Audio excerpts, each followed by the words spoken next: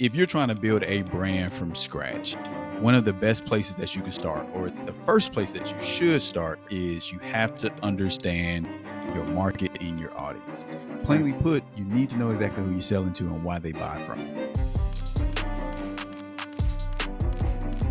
Welcome, everybody, to another episode of the Heavy on Brand podcast. And to kick things off, I have our resident expert, brand designer, all things crushing it, website branding and all the good stuff. Andrew Wiseman has joined the show, and we're going to get into a number of things today around branding.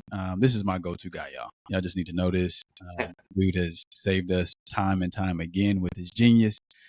But my brother, welcome, man. How are you? I'm doing great. It's really cool to be on. And by the way, that's my official title. The 2 or 3 sentence of lots of commas that you just mentioned. That's what I put everywhere. So you nailed it. I'm surprised you memorized it. I'm doing well. I'm glad to be here. Excited to get into it. Yeah, man. Cool. So I want to jump right in, man. The first episode that we're going to talk through today is really how does a brand, or I guess plainly put, how do you build a brand from scratch? And so with all the information that's available out there on social media, YouTube, you can consume a number of different perspectives and opinions around what it means to build a brand. But we all have to start from somewhere, right? And Andrew, I know you get this a lot. You know, what are some of the best places to start? What should you focus on? What should you not focus on? Should I get right into design? Should I get right into colors?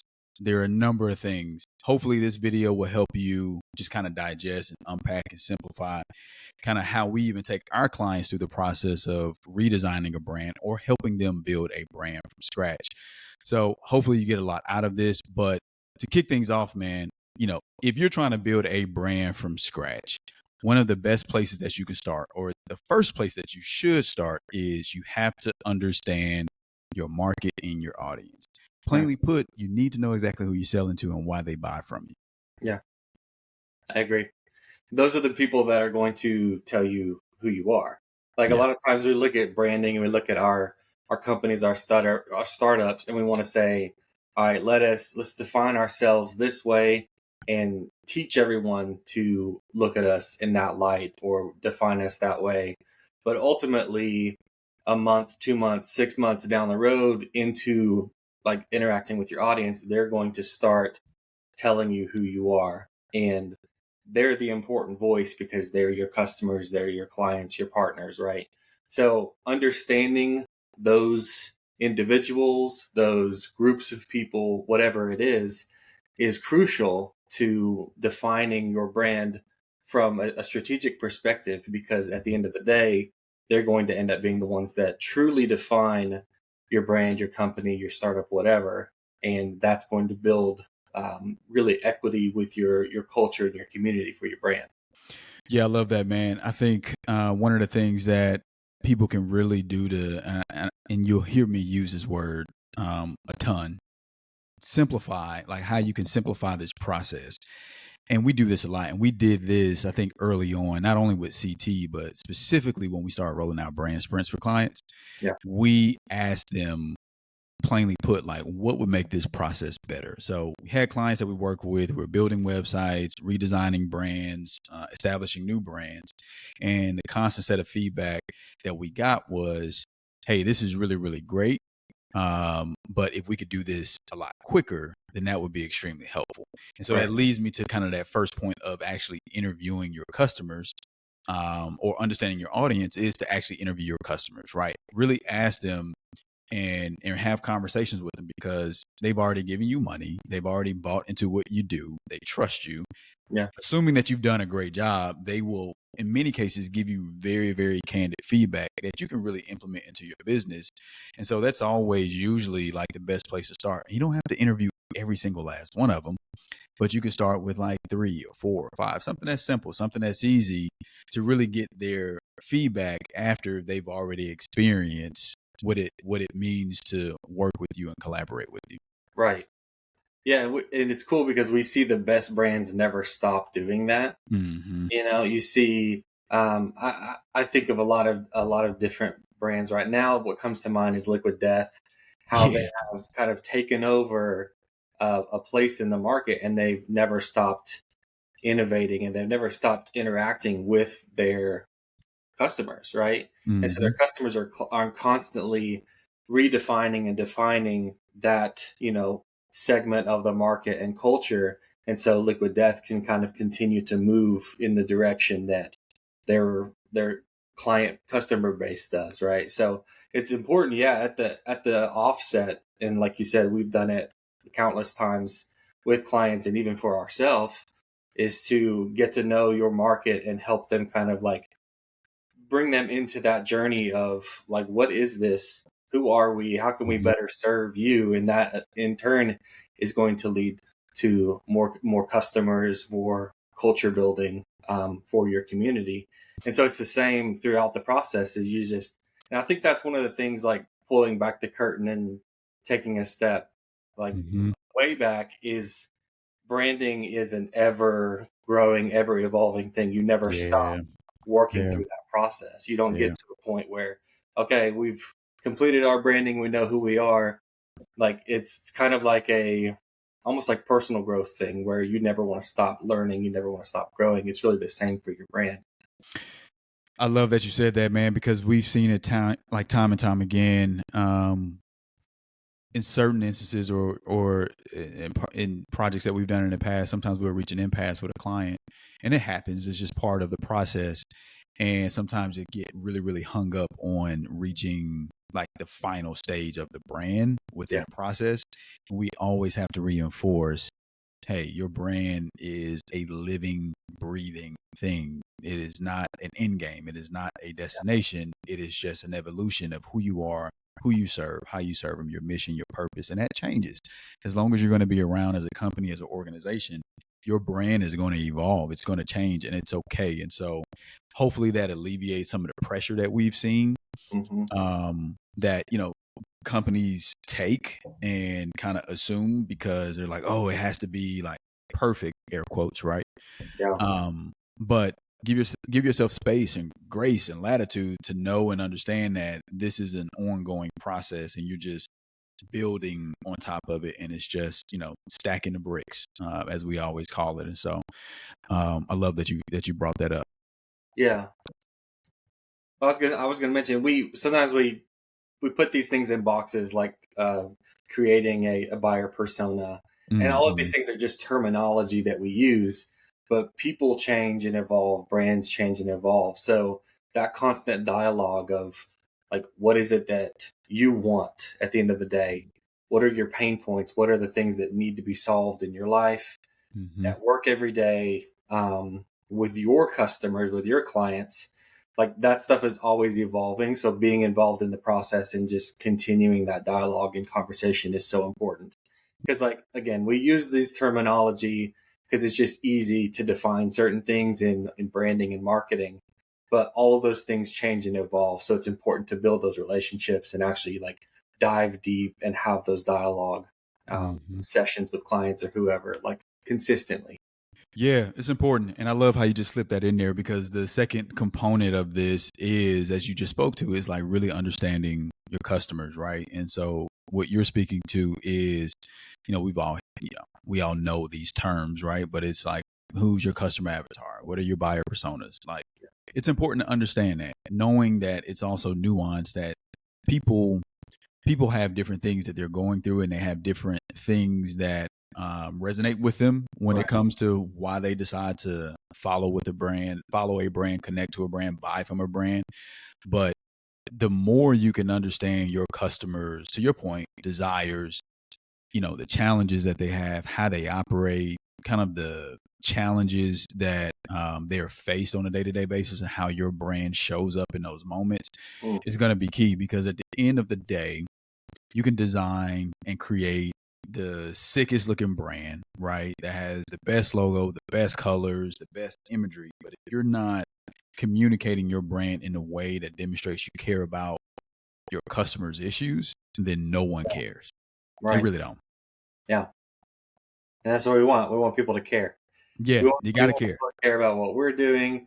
And when we work with whoever, we want, ultimately, we care so much that we also we're partners, like truly partners, where we link arms and we want them to care and their customers to care about what's going on. I love that. Yeah. Yeah, 1,000%, man. So one of the other key components that you want to that is helpful to understand and do is, now here's the time you have to turn inward a little bit, right? You got to really, really understand who you are, right? So you know the customers that you want to serve. You've talked to them. You understand kind of what their challenges, what their issues are.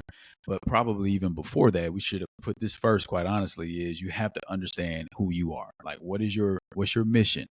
What's your vision? What do you stand for? What purpose are you trying to be known for, right? Because at the end of the day, like, those are things that people connect with, right? If you are a brand, if you stand for something more than just a product or service, then that demonstrates to the people that you build community with that you are human, right? Like, you are more than just trying to make money. And we all understand and get that everyone has to make a living, for companies to exist and be sustainable. You have to make revenue, you have to earn. But at the end of the day, you also have to demonstrate that you're very human too, and that you are just like the next person. Right. Yeah.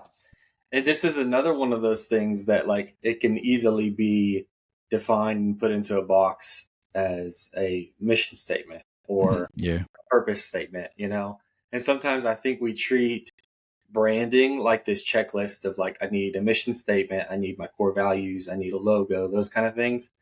But these things are constantly evolving. Like, yes, we need to define them and we need to know who we are, but leaving that as it is a foundational piece to everything else that's done. So I like your point. Like, this could honestly go first, but this idea that, like, unless you have an understanding of that, you can't progress, you can't move forward, and you can't really, like, even know who your audience should be if you don't know what your purpose and mission is.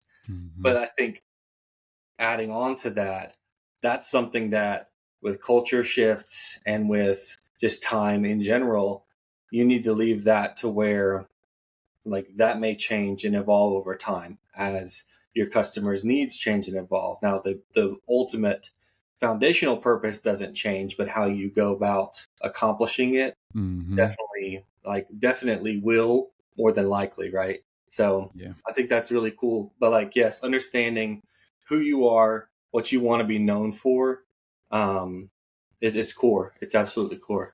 Yeah. So on to the next piece. So what we just gave you is just kind of the first part, kind of your foundational things of, if you're trying to build a brand from scratch, or you're in the process of a refresh, or whatever it may be, like we said, you have to understand your market, you have to understand your audience, you have to understand why you exist and why you serve, who you serve, and all the different things. So as we move on to, like, the next part of this, part two, so to speak, is you have to clarify your position in the market. And what do we mean by that? Like, you have to, like, what's the one thing you want to be known for? And I think that can be a very difficult thing to kind of unpack and figure out, especially if if you are new, but even if you have been around for a while.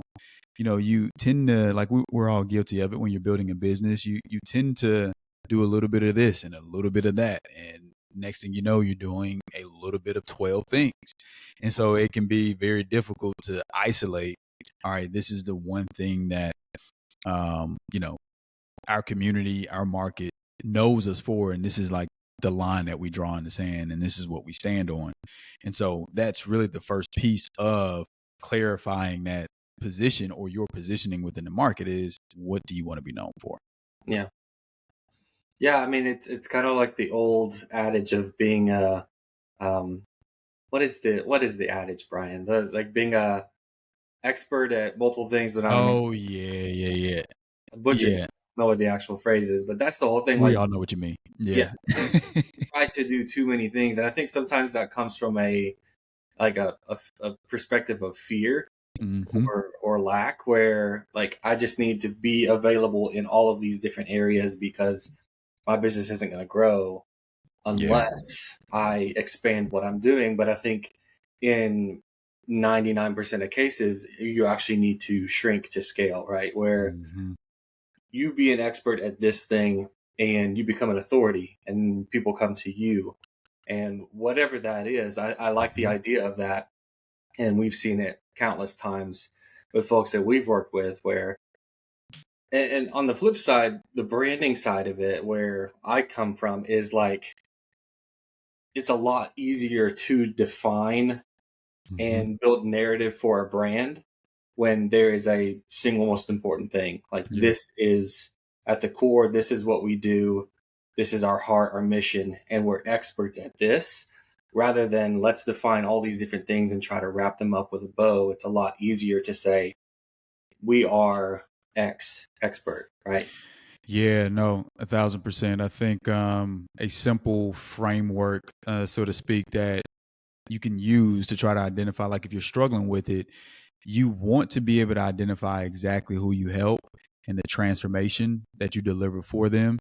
And you do that by also communicating how you differ from everyone else and why Yeah, you stand apart from the market. Like there's a much cleaner way of identifying that, but essentially is you want to understand and define exactly who you serve, the transformation that you can deliver, the benefits that you can deliver, and then why. Right. And I think that's if we can all just kind of keep that at the forefront of everything we do from a branding perspective, I think that gets us a very long way. Because here's the thing, right? If you are running a business, you're starting a business, you've scaled, gone back a little bit, whatever it is, you almost have to fight against yourself from like introducing new things, yeah, because part of what makes you great as an entrepreneur, as a person who's running a successful business, is the fact that you have ideas and you can you can bring a vision to life. But sometimes as you start to grow, you have to kind of reel that in a little bit, because what will end up happening is you'll start to introduce all these new services, all these new products, and all these offers or whatever it may be. And you just got to really keep it simple. So yeah, clarifying that positioning and what you want to be known for and keeping it simple down to one, two things tops is a huge step forward. yeah. It's the reason that you see like startup founders and just entrepreneurs, innovators Mm-hmm. build a company in a couple years and then sell it, and then Yeah. build another company and sell it. Like, they essentially, like, with their genius and with their mind and even with their passion, they could lead and direct each of those, but they understand that, okay, there's somebody better for this Mm-hmm. to be the CEO of this company, right? Mm-hmm. Where my mission, my vision is to start and build. And it might be a lot of different industries. It might be product, it might be SaaS, it might be AI. Um, but their mission and their vision is as a founder, but not Mm-hmm. as a CEO runner of company, right? And I think it's cool kind of perspective to see that even someone that has, multiple skills in multiple industries, that understanding of, I can't spread myself this thin, I need to be this one thing. And so even the perspective of an individual entrepreneur to a company that is really, really, really good at one thing and is known for it, and that's how they grow. Yeah. And Yeah. that brings us to kind of the second piece of, being really good at how you position yourself in the market. Don't be everything to everyone. Like Mhm. and I think that's exactly what you're speaking to, is like you have to be extremely clear, define, and even in many ways own the category that you're in, and be clear about the problem that you're solving for, and then wrap and build your identity as a company, as a brand around solving for those problems. And then that's when people start to flock to you. Yeah. So the third piece of that you always want to keep in mind, and again, you're going to hear us talk a lot about the human element of branding, right? And at the end of the day, how does your brand make people feel, right? Are they drawn to it because there's some sort of emotional connection that you were able to tap into? Because again, you are acutely attuned to what their issues are, what their challenges are, right? So don't be afraid. We've seen a lot of this as well. Is sometimes people, when you build a brand, they feel the need to be very rigid, corporate, for lack of better words, stale. Like, you need to inject as much personality as it makes sense into your brand, as long as it's authentic to who you are and your culture.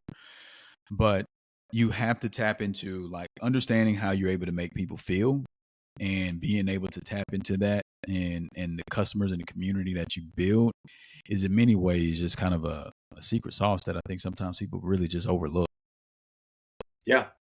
Yeah. We say it all the time as we work with customers is that like humans are who we build products for, humans Mm-hmm. are who we communicate with ultimately.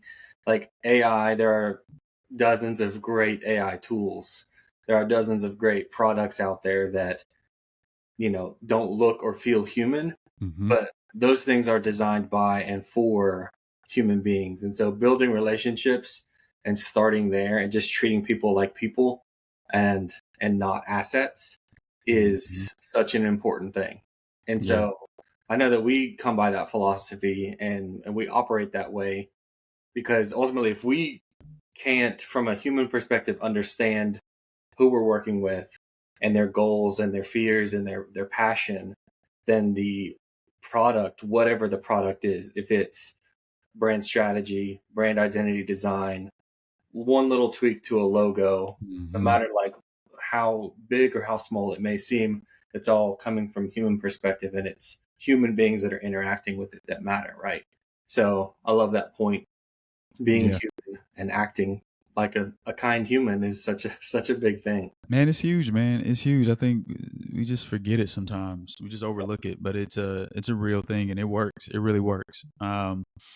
So part three of, we're gonna get into some more stuff, but the third part of what we always recommend and what we've seen when it comes to just building a brand from scratch, going through a rebranding effort, it's a huge deal. And so we don't want to overlook the fact that it takes a lot to do that and to come to that decision as to all right, now is the time for me to do this, because in many ways it's a very personal journey, that we've seen a lot of founders and entrepreneurs go through, because in certain cases it's a reflection of them in a major way. And so people get connected to the output or the outcomes of these things, but you have to start from somewhere. And so one of the things that I really appreciate about you, and this kind of again brings me to the third point of this, is you are really, really big on defining and developing that verbal identity first before you even get in the lab to design a thing. Right. That process, and I would love to hear you, unpack this a little bit more, but I've seen you do it time and time again. And it's part of like how we even onboard people when they decide to do projects with us. It's help us understand how your brand sounds. Like, what's the tone? What verbiage do you all use? Like, how do people communicate? How do you communicate? How does your team communicate the brand? Is it playful? Is it serious? Is it a bit of both? Is it edgy? It's like all these different things that kind of come to play. And I love being a part of that process with you, because we'll get on a call, we'll get in a meeting with a client, and one of the first things you'll show them is just a list of all the words that they kind of share with us, whether Mhm. whether it's through the form that they've completed, or we've had initial conversations with them. You're kind of regurgitating back to them like, all right, you said playful, you said serious, you said whimsical, you said all these different things. Help me understand, or help us understand, why you feel like it's so important to start at the verbal place first, the verbal identity first, before doing anything else. Yeah. So one of the cool things about that is when we intake information, when we have these initial calls just to get to know a client, they're saying all these things just as a like this is how I describe our brand to people, this is how I describe our customer base, whatever we take those words, we define them, but then what we also do, and you know this because you've been part of this process, is we kind of redefine those words. Mm-hmm. And sometimes we flip them and invert them and say, okay, if this is what we're saying, this is what we're not saying. And so each of those words then creates kind of its own individual word cloud of like, what are some other synonyms of this word, what are some things that like we think may feel a little bit deeper. It's kind of like a feelings chart where you have very basic feelings on the outside Mm-hmm. and you want to get to the core of them, right? Mm-hmm. So we take those words, we really unpack and define them in different ways that have a little bit more purpose behind them. Mm-hmm. And then those are the things we share back to the client. And sometimes what that does is it just unlocks something in their mind because they've been describing their brand in this specific way for so long with these specific words. And there's nothing wrong with those words, Mm-hmm. but we give them new words to define. And so the reason that it's so important that we do that is, one, we want to get to know obviously how they feel personally. Mm-hmm. We work with a lot of founders. So like you're saying, it's very personal to them. Like this is their mission and their passion in life. And essentially they're trusting us with that thing. Yeah.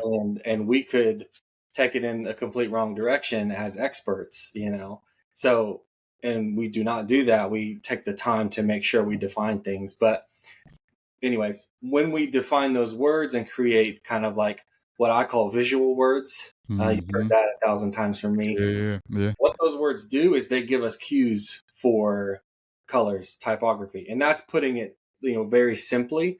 But basically, the psychology and the kind of the purpose behind some of those words, we take and build narratives for their brand. Now, a Mm-hmm. brand may have a very specific story, and they want their logo, they want their brand to kind of show that story in a very clear way. But Mm-hmm. oftentimes they want their brand identity as far as just the things that the colors and the typography and the way they express their brand and their logo. They want it to define their single most important thing, right? Their Mm-hmm. their thing that they do well. And so what we do is we want to give that even more purpose behind, the symbol and the logos and things like that. Mm-hmm. So we build out narrative, we build out a story that can be told with some of the words that they've shared with us, the mission that they have, Mm-hmm. their vision, and that may be evolving. So we want to Yeah. make sure that what we create will stand the test of time. And so Mm-hmm. that's why we dig in and really give it a lot of purpose. And Mm-hmm. it's not just this thing that we throw on a screen and say, this is a unique logo, but it doesn't really have mission and purpose behind it. Yeah. It's not going to accomplish what we want it to. We want it to be rooted in the same things that the verbal identity are rooted in, those words and those core attributes that they've shared with us. Yeah. People can lock in on like just kind of 3 or 4 core elements when you're trying to, pull together how to communicate your brand in the usage of words, right?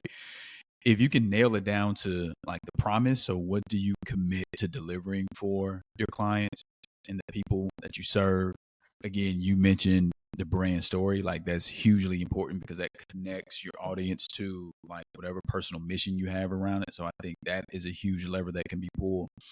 If you come up with your set of like key phrases and things of that nature, right? Where it's like, all right, you as a founder, these are the things that we tend to lean on, right? A lot of our key phrases it exist in like our merch and on our website, right?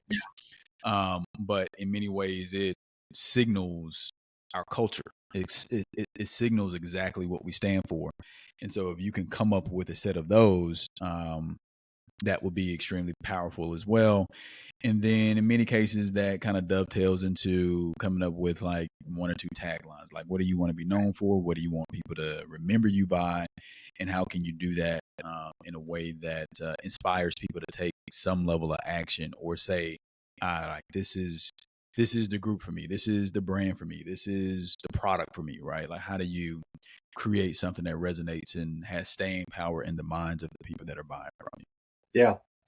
It's cool that like all of this stacks. So Yeah. when you define purpose and mission, it's literally foundation. And then when you go and define your verbal identity, which affects your messaging, your taglines, your website copy, all of that stuff that's vitally important, Mm-hmm. that needs to point back to your purpose and mission.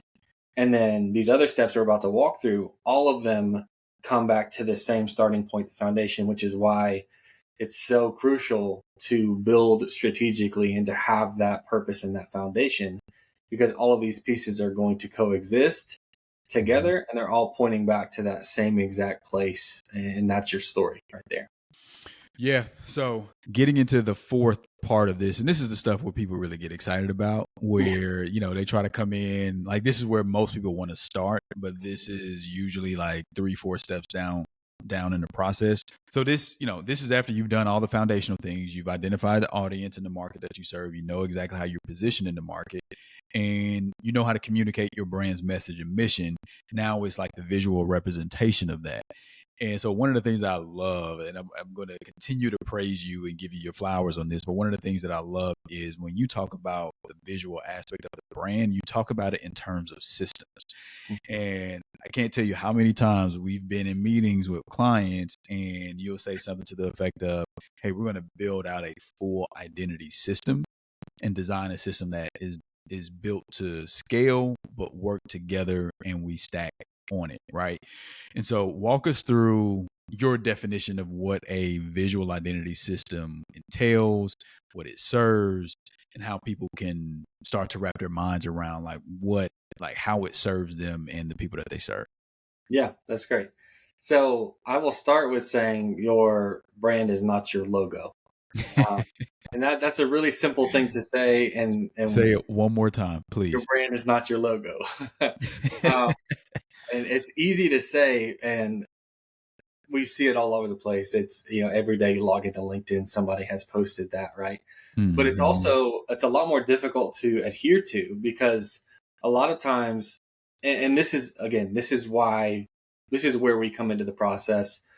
Startup founders, uh, agency founders, anybody loves their logo. They want it on a shirt, they want it on their hat, their golf shirt, whatever.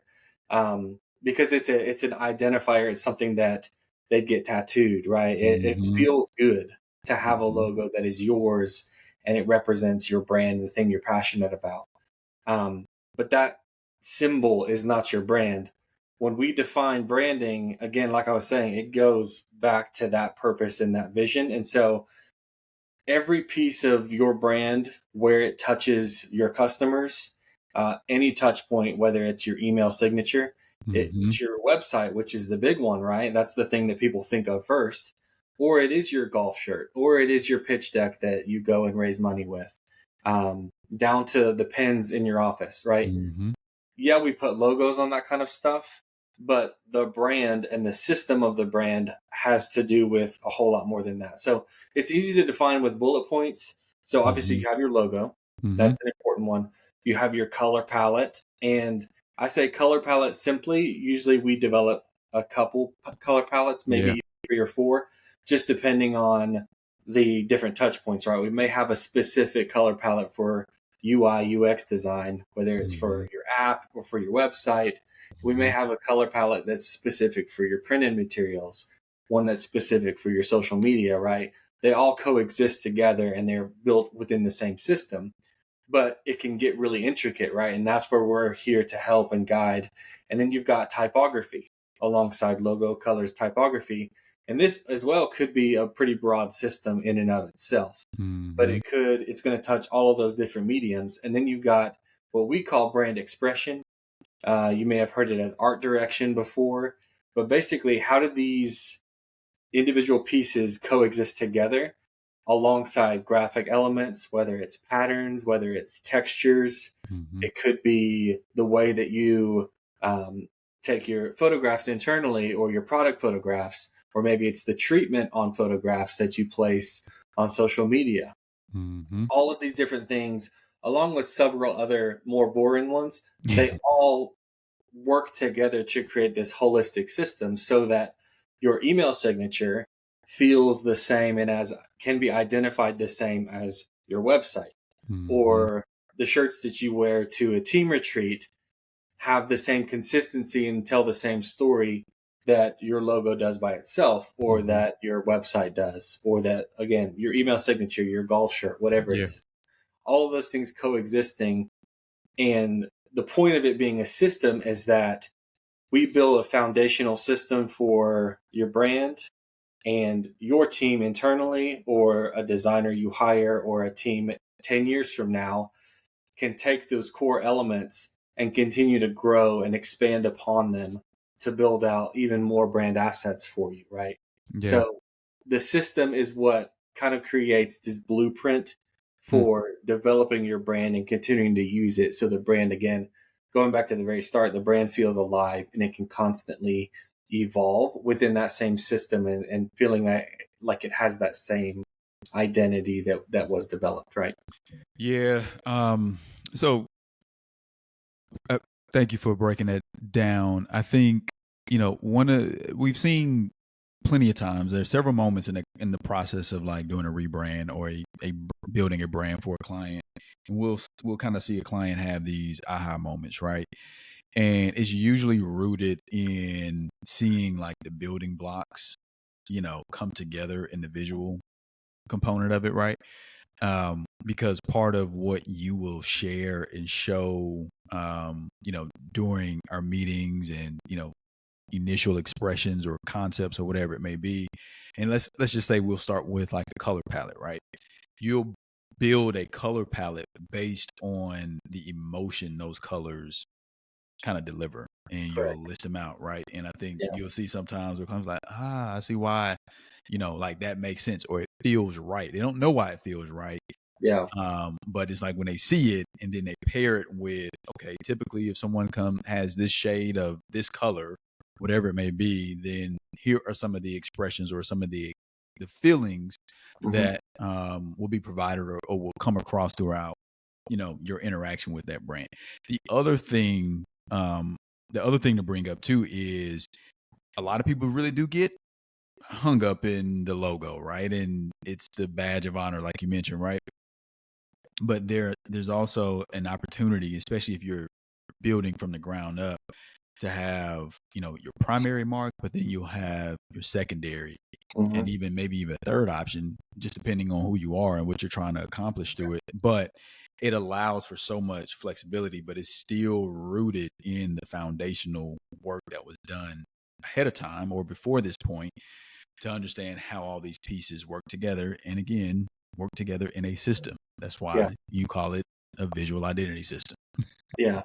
And I think the simplest way to say it is that the identity system the identity system means paying attention to the details.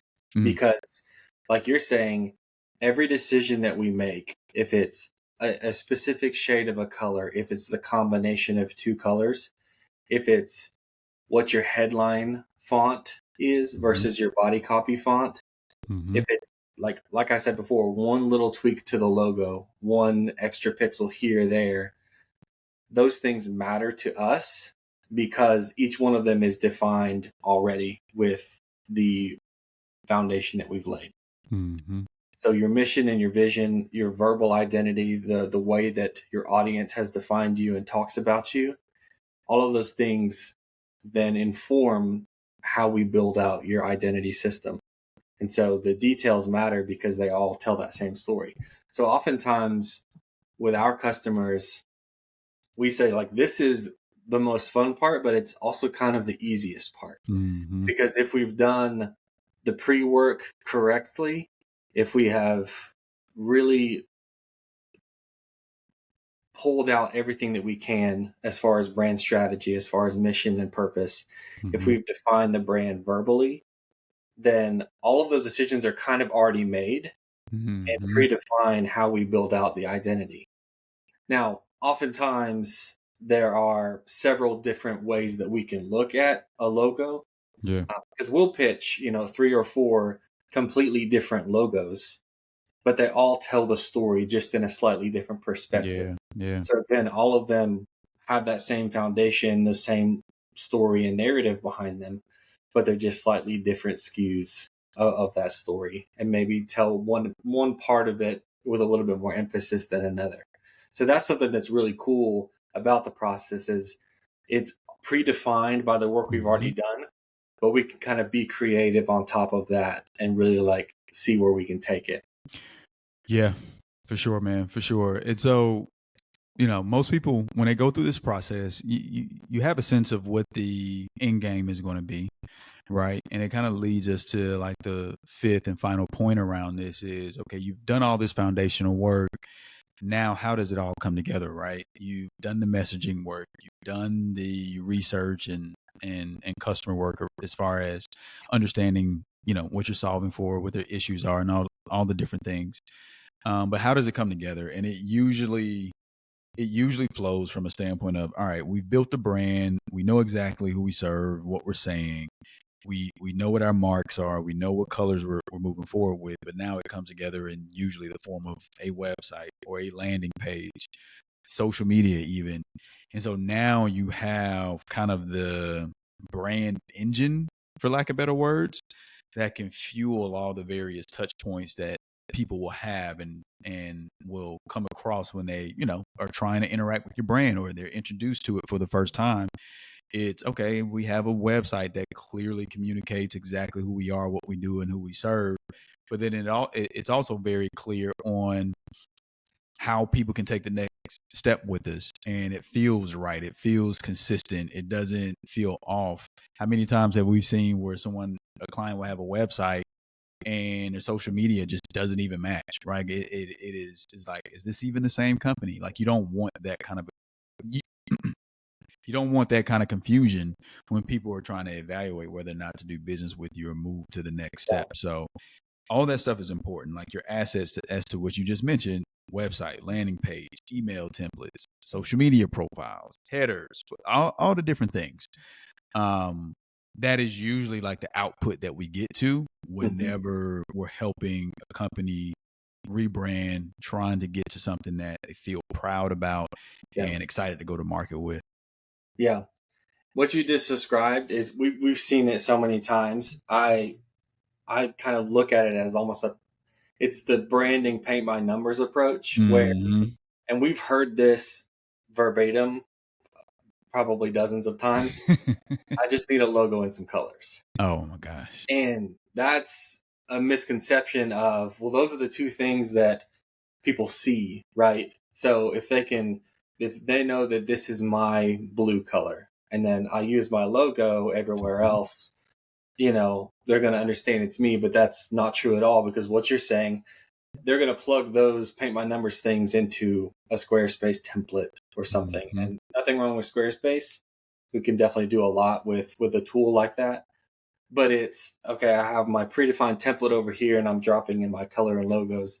And then for social media, we have somebody that, can build out some graphic templates. And so as long as we get our color in there and we use our logo consistently, we have a solid identity. But there's so many specific things within those platforms that need to be defined, that need to be built and customized and created with, again, purpose and mission, and the things that need to be like predefined with the work that's done within strategy. Because at the end of the day, without the foundation, it will crumble. And that's cheesy, but there's a reason it's called foundation, right? And that's what we want to develop, is something that will last, something that has purpose and has longevity to it. And it's not just a quick solution that is cheap and easy and gets you on your way. But then 2 years down the road, you have market confusion, you have disloyalty because people don't understand who you are. They don't know how to identify you. So that's why it's so important. Yeah, man. So just to recap really quickly to bring us home, if you're building a brand from scratch or you're considering, going down this path, you need a brand, you need to do a rebrand, whatever your situation is, keep these 5 things in mind. You want to make sure you understand your audience. You want to make sure you understand them well, and make sure that you're positioning your business, your brand around the issues and how you can solve for the issues that your customers are having. You want to make sure you're known in your market, in your industry for the thing. Like, so be clear about who you help, how you help them, and why you're different from everyone else. The third thing is you want to make sure that your messaging is where it needs to be. You want to make sure it has the right tone. You want to make sure you're using the right language that personifies your brand, that fits the culture of your brand. You also want to make sure that you're using the same language and verbiage that your customers are using. You don't want to blindside them with things that are not common for your industry, common for their space. The fourth thing is making sure that your visual identity is rooted in the strategy that we mentioned leading up to it, right? So your colors, your logo, your logo marks, your various expressions of the brand. You want to make sure that it's consistent with all touch points that you have with your brand holistically. And then lastly, when you think about your brand in its entire existence, is your website consistent? Are your email templates consistent? Are your social media templates consistent? Do they all represent the brand the right way? And so if you start with those things, it may sound like a lot, but if you keep it simple and you start with those 5 things, then you're really on the right path to building a brand that is scalable, that you can grow with, that can evolve, and then honestly, in many ways, be something that is a true identifier and performance driver of your business. Well, thanks everyone. Thank you, Andrew, for joining us for this episode. Hopefully, you all get a lot out of it. If you enjoyed this episode of the Heavy on Brand podcast, be sure to like, subscribe, and hit that notification button. If you need more information on all things marketing and branding, check us out at thecarbonthread.com. Until next time, stay heavy.